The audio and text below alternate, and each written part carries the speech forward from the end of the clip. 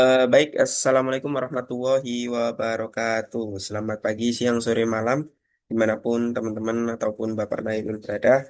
Sebelumnya, izinkan saya memperkenalkan diri. Perkenalkan, nama saya Retno Farhan Rizko atau biasa dipanggil Farhan. Berdirinya saya di sini, saya akan mempresentasikan tentang tugas yang diberikan mengenai, sebentar, izinkan saya share screen tentang tugas saya. Nah, mengenai proyek mandiri fisika dasar berupa analisis gerak dan energi sistem partikel. Di sini tugas ini diberikan oleh dosen pengampu dari mata kuliah fisika dasar yaitu Bapak Dr. Nailul Hasan SSI MSc. Oke, tanpa berlama-lama langsung saja kita mulai penjelasannya. Oke, dimulai dari pendahuluan. Oke, sebelumnya saya akan menjelaskan kenapa sih saya membuat tugas ini dan kira-kira output apa yang diharapkan oleh Bapak Nailul sendiri untuk tugas yang diberikan. Nah, output yang diharapkan adalah yang pertama, di sini ada tabel perhitungan lengkap, grafik, analisis.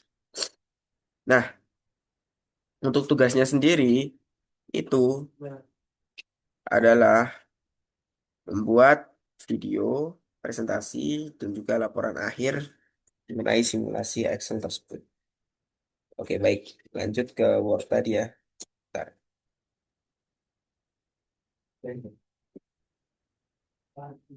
Oke, tama-tama. Kira-kira apa sih yang melatar belakangi terjadinya ini apa ini? Gerak dan energi sistem partikel. Yang pertama yaitu ilmu fisika sendiri. Ya, ilmu fisika sendiri itu merupakan ilmu yang penting untuk menjelaskan bagaimana sih fenomena yang terjadi di alam semesta. Nah, dalam fisika dasar atau mata kuliah fisika dasar, mahasiswa itu nggak cukup kalau semisal memahami konsep cuma secara teoritis. Akan tetapi diperlukan simulasi maupun analisis numerik untuk melihat bagaimana bagaimana hukum fisika tersebut bekerja. Seperti tugas yang diberikan oleh Bapak Nailul ini, kita mahasiswa di apa itu di diharapkan dapat dapat melakukan simulasi dan analisis agar kita juga bisa tahu nggak hanya cuma secara teori. Ya, next. Apa sih tujuan dari proyek mandiri atau tugas mandiri ini? Yang pertama, memahami hubungan antara gaya, percepatan, kecepatan, posisi menggunakan prinsip kinematika dan hukum Newton. Yang kedua, menganalisis energi kinetik, energi potensial, dan energi mekanik total semua benda. Yang ketiga, menjelaskan konservasi momentum dan perubahan energi dalam proses tumbukan. Yang keempat, menilai pengaruh sudut bidang miring dan gaya gesek terhadap percepatan serta hasil energi sistem. Yang kelima, melakukan simulasi numerik di Excel untuk menampilkan hasil analisis dalam bentuk tabel dan grafik. Oke, untuk landasan teorinya, di sini ada berbagai rumus. Dimulai dari Fnet, habis itu percepatan, energi kinetik, potensial, energi total, serta hukum kekekalan momentum, dan lain-lain. Oke, langsung saja kita ke bab kedua. Bab kedua, yang pertama, asumsi simulasi. Untuk menyadarkan analisis, sistem dalam simulasi ini menggunakan beberapa asumsi. Di sini ada beberapa asumsi. Yang pertama, gerak benda dianggap satu dimensi, yaitu hanya sepanjang sumbu bidang miring. Yang kedua, percepatan gravitasi konstan sebesar G sama dengan 9,8 meter per second kuadrat. C, koefisien gesek, yakni mu 0,075 dianggap tetap selama simulasi. D, tidak terdapat hambatan udara dan gaya luar lainnya. E, permukaan bidang dan benda dianggap kaku serta tidak mengalami deformasi. F, proses perhitungan posisi dan kecepatan dilakukan menggunakan mode Euler, numerik, dan dengan delta T atau perubahan waktu 0,01. Langkah simulasinya. Nah, langkah simulasi ini sudah dijelaskan dalam tugasnya. Nah, wait. Nah, di sini. Nah, untuk langkah yang pertama, yakni kita membuat tabel waktu.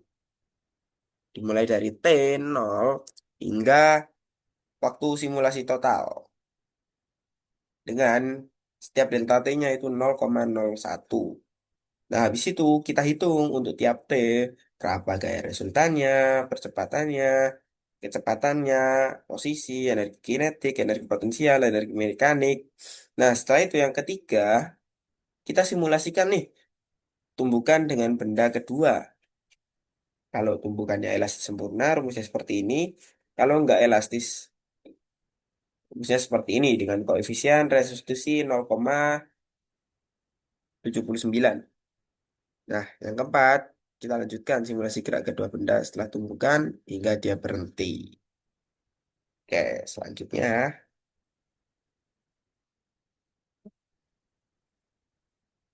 Selanjutnya kita masuk ke bab 3 yakni hasil simulasi. Nah, sebelumnya aku mau menjelaskan tentang parameter-parameter yang ada di sini. Wait, kita buka Excel-nya dulu. Nah, X, Y, Z merupakan digit NPM terakhir dari mahasiswa, yakni dari aku sendiri, yaitu 0,90. Kemudian, A merupakan X plus 1, B merupakan Y plus 2, C merupakan Z plus 3. Di sini ada beberapa parameter, mulai dari massa benda 1. Dan di sini rumusnya adalah M1 sama dengan A plus 1 dengan satuan kilogram dengan memiliki nilai 2 kilogram. Massa benda 2 memiliki nilai 12 kilogram dengan rumus M2 sama dengan B plus 1 kilogram. Untuk sudut bidang ditemukan di sini 21,5 derajat. Untuk koefisien gesek 0,075. Untuk tinggi awal benda 1,1 meter. Kecepatan awal 3,2 meter per second. Waktu simulasi total 6,5 second. Koefisien restitusinya 0,79. Percepatan gravitasinya 9,8 meter per second kuadrat.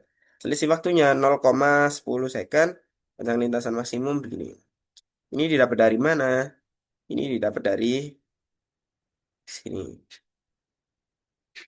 Nah, ini sudah disebutkan dalam tugasnya. Jadi, untuk massa dan lain-lain, untuk parameter itu, kita dapatkan dari tugas. Baik, setelah itu kita akan masuk ke grafik. Sebelum masuk ke grafik, kita masukkan dulu nih untuk tiap waktunya hingga waktu totalnya ya ini 6,5. Kita masukkan dulu semuanya. Habis itu kita hitung tugas yang tadi seperti Fnet, EK, EP maupun ETOT. Nah, ini dihitung satu persatu dan tidak bisa dijelaskan satu persatu. Dan rumusnya juga udah diberikan di sini. Fnet M1G sin theta min mu M1G cos theta. Ya kurang lebih seperti itu.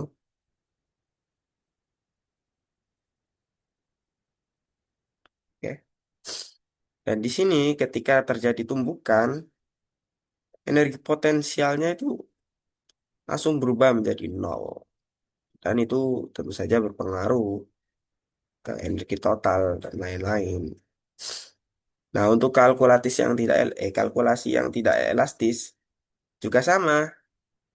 Dia pertama ditulis dulu T-nya sampai 6,5. Setelah itu ya tinggal dimasukin saja rumusnya. Nah, setelah itu akan terbentuk sebuah grafik. Nah, yang pertama adalah grafik hubungan posisi dan waktu.